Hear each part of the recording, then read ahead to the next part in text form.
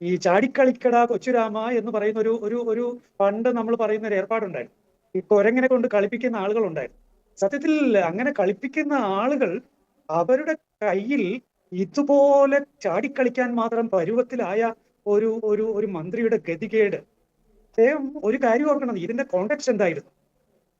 അദ്ദേഹം പറഞ്ഞ പ്രസ്താവനയുടെ കോണ്ടെക്സ്റ്റ് അതാണ്. ആ സ്കൂളിന്റെ നിയമങ്ങൾ കഴിഞ്ഞ 30 വർഷമായിട്ടുള്ള ആ നിയമങ്ങൾ പാലിച്ചു വേണം അവരെല്ലാവരും അവിടെ നിൽക്കാൻ, എല്ലാവരും അവിടെ പഠിക്കാൻ എന്ന് നിഷ്കർഷിക്കാൻ. അത് ഒരു വിദ്യാഭ്യാസ മന്ത്രി എന്നുള്ള രീതിയിൽ അതിനെ പ്രോത്സാഹിപ്പിക്കേണ്ടതല്ലേ? അദ്ദേഹത്തിന്റെ സുബോധത്തിന്റെ സമയത്ത് ഈ ചാടിക്കളിക്കട കൊച്ചുരാമ എന്നിങ്ങനെ പിടിച്ച് അങ്ങോട്ടും ഇങ്ങോട്ടും ആട്ടാൻ ആളില്ലാതിരുന്ന നേരത്ത് അദ്ദേഹം പറഞ്ഞത് അത് തന്നെയാണല്ലോ. ആ സ്കൂളിൽ ഒരു നിയമമുണ്ട്, യൂണിഫോമിനെ കുറിച്ച് നിയമമുണ്ട്, അത് പാലിക്കാൻ എല്ലാവരും ബാധ്യസ്ഥരാണ് എന്ന് അദ്ദേഹം പറഞ്ഞതല്ലേ? ഉത്തരവാദിത്തപ്പെട്ട ഒരു മന്ത്രി എന്തുകൊണ്ട് ബഹുമാനപ്പെട്ട ഒരു കത്തോലിക്ക സന്യാസിനിയെ അവഹേളിക്കാൻ ഇടയായി? അത് സന്യാസിനിയുടെ സമർപ്പിത വസ്ത്രത്തെ കുറിച്ചാണ് നോക്കണം.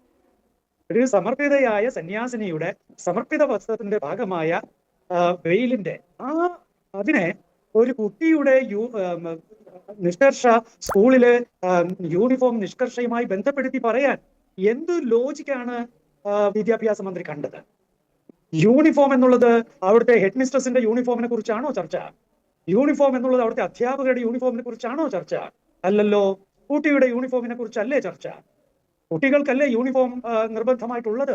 പിന്നെ എന്ത് ലോജിക്കിലാണ്, എന്ത് യുക്തിയുടെ അടിസ്ഥാനത്തിലാണ് കേരളത്തിന്റെ വിദ്യാഭ്യാസ മന്ത്രി സന്യാസിനിയുടെ സമർപ്പിത വസ്ത്രത്തെ അവഹേളിക്കാൻ തയ്യാറായത്?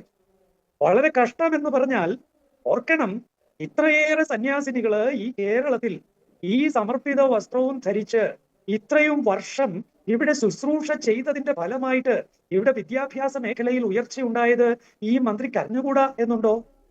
അവരുടെ സമർപ്പിത വസ്ത്രമാണ് ഇവിടുത്തെ വിദ്യാഭ്യാസത്തിന്റെ അടിത്തറയായി മാറിയത് എന്ന് വിദ്യാഭ്യാസ മന്ത്രിക്ക് മനസ്സിലായിട്ടില്ല എന്നുണ്ടോ?